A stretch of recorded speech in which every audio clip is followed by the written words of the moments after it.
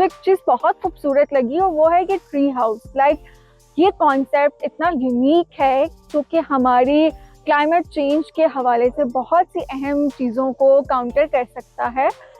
हम दरख्तों को काटे बगैर उन पे इस तरह के खूबसूरत घर बना सकते हैं जहाँ लोग आके रहना भी पसंद करें और इसके साथ साथ इंजॉय भी करें और नेचर भी सेव रहे। मेरा एक ड्रीम पूरा हो गया है कि मैंने ट्री हाउस देख लिया है। बचपन से एक शौक होता है।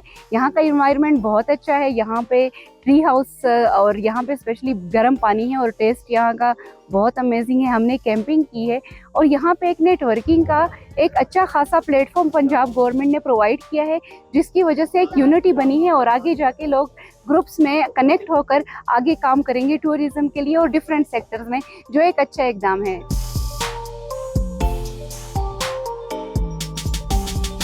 और इसका जो बेसिक असूल है ना इन जगहों पे, जब त्याटा टॉप है या हमारी मरी है, इसमें है कि यार आपने ना एनवायरनमेंट को फ्रेंडली टूरिज्म को प्रमोट करना है।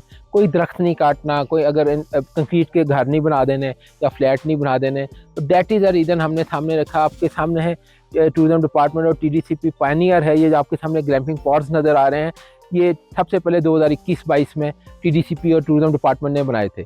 अब ये पहला ट्री हाउस इन पंजाब जो आपके बैक पे नज़र आ रहा है, ये भी टूरिज्म डिपार्टमेंट को, TDCP को फ़ख्र हासिल है कि उसने ये बनाया है। और ये एक नहीं 4 बनने लगे हैं। इनकी बाकी बुनियादें आपने देखा खुल गई हैं।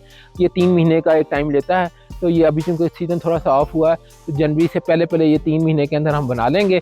और 4 जो हैं पूरी फैमिली विद अटैच वाशरूम और बाकी तमाम फैसिलिटी उसमें मौजूद हैं। इलेक्ट्रिसिटी या गर्मी का होने की सहूलत होना।